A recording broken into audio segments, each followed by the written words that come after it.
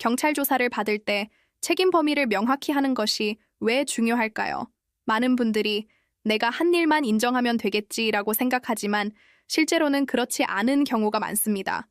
내가 인정하는 사실이 법적으로 어떤 의미를 갖는지, 그리고 그 진술이 어떤 결과를 가져올지 정확히 알고 대응해야 합니다.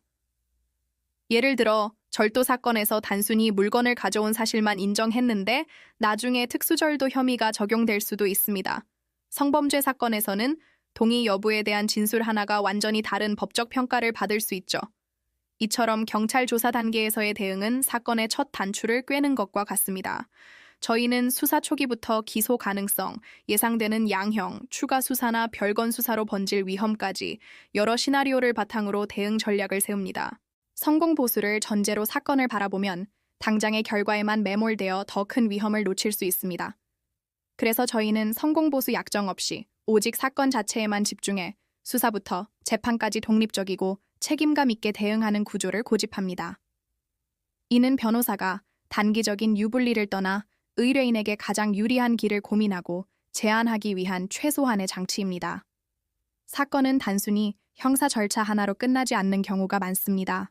형사 사건이 민사상 손해배상으로 이어지기도 하고 행정처분이나 징계가 함께 문제되기도 합니다. 특히 출입국 문제와 형사 절차가 얽힌 경우 두 절차를 따로 떼어놓고 봐서는 제대로 된 해결책을 찾기 어렵습니다. 저희는 이런 복합적인 사건들을 하나의 큰 흐름으로 보고 처음 상담부터 조사 참여, 소송 진행, 마지막 강제 집행 단계까지 변호사가 직접 책임지고 사건을 이끌어 나갑니다. 사무직원을 통해 소통하는 대신 변호사가 직접 진행 상황을 설명하고 의뢰인의 질문에 답변하는 것을 원칙으로 합니다. 전국 어느 지역의 사건이든 전자소송 시스템을 활용해 신속하게 대응하는 것도 마찬가지 이유입니다. 부동산 분쟁이나 전세 사기 사건에서는 공인중개사 자격을 갖춘 변호사가 계약서의 법률적 문제뿐만 아니라 부동산 자체의 권리관계까지 종합적으로 검토합니다. 단순히 소송에서 이기는 것을 넘어 실제로 돈을 돌려받을 수 있는지, 즉 집행 가능성을 최우선으로 고려해 사건의 방향을 설계합니다. 이혼이나 재산 분할, 상속 같은 가사 사건 역시 마찬가지입니다.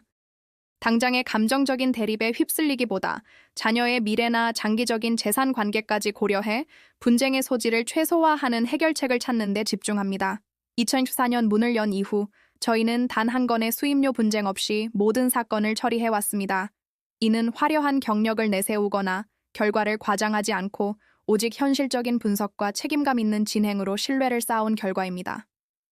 모든 사건을 내일 당장 진행한다는 마음가짐으로 준비하고 의뢰인의 현재 문제뿐 아니라 미래에 발생할 수 있는 위험까지 함께 고민하는 것. 이것이 복잡한 법률 문제 속에서 흔들리지 않는 기준을 세우고 민사, 형사, 가사, 행정 전반의 사건을 전문적으로 다뤄온 법률사무소 아신의 방식입니다.